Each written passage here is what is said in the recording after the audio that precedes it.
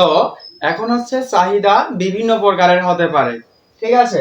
এই যে চাহিদা কি হতে পারে, চাহিদা বিভিন্ন প্রকারের হতে পারে, যেমন দাম চাহিদা, আয় চাহিদা, আড়াআড়ি চাহিদা, প্রত্যক্ষ পরোক্ষ চাহিদা, যুক্ত চাহিদা ও হচ্ছে বিকল্প চাহিদা।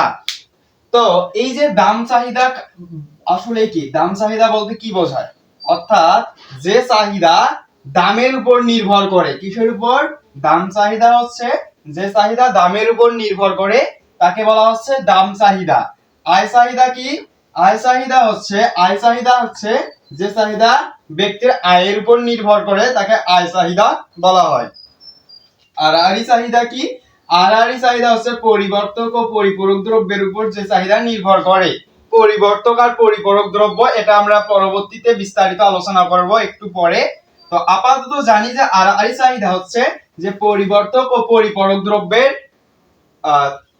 উপর যে চাহিদা নির্ভর করে। প্রত্যক্ষ বা পরোক্ষ চাহিদাটা কি? প্রত্যক্ষ, যেমন খাদ্য উৎপাদন, এই যে এক্ষেত্রে খাদ্যটা হচ্ছে প্রত্যক্ষ চাহিদা, আর উৎপাদন হচ্ছে পরোক্ষ চাহিদা। প্রত্যক্ষ পরোক্ষ চাহিদা কি? খাদ্য হচ্ছে প্রত্যক্ষ আর উৎপাদন হচ্ছে পরোক্ষ চাহিদা। তারপরে হচ্ছে যুক্ত চাহিদাটা কাকে বলা হয়? যুক্ত চাহিদা হচ্ছে যে, যেমন আমরা কি করছি,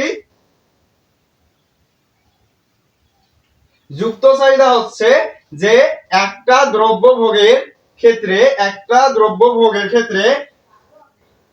যখন একাধিক দ্রব্যের প্রয়োজন হয় তখন তাকে বলা হচ্ছে যুক্ত চাহিদা, ঠিক আছে। যুক্ত চাহিদা হচ্ছে এটা, এই যে যুক্ত চাহিদা হচ্ছে যে একটা দ্রব্য ভোগের ক্ষেত্রে যখন একাধিক দ্রব্যের প্রয়োজন হয় তখন তাকে বলা হচ্ছে যুক্ত চাহিদা। যেমন এই যে একটা চা, আমরা যদি একটা চা খেতে চাই, চা খেতে আমাদের চাকে আমরা যুক্ত চাহিদা বলতে পারি। কারণ হচ্ছে একজন ব্যক্তি যদি চা খেতে চায় সেক্ষেত্রে চা পাতার প্রয়োজন রয়েছে, চিনির প্রয়োজন রয়েছে, এছাড়াও দুধের প্রয়োজন রয়েছে।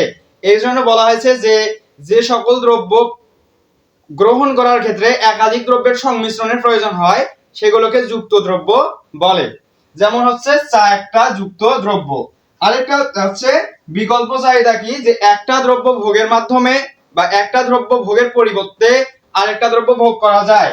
যে যেমন হচ্ছে কি বিকল্প চাহিদাটা কি? যেমন বিদ্যুতের পরিবর্তে মোমবাতি, অর্থাৎ বিদ্যুৎ যখন চলে যায় তখন আমরা মোমবাতি সচরাচর ব্যবহার করতে পারি।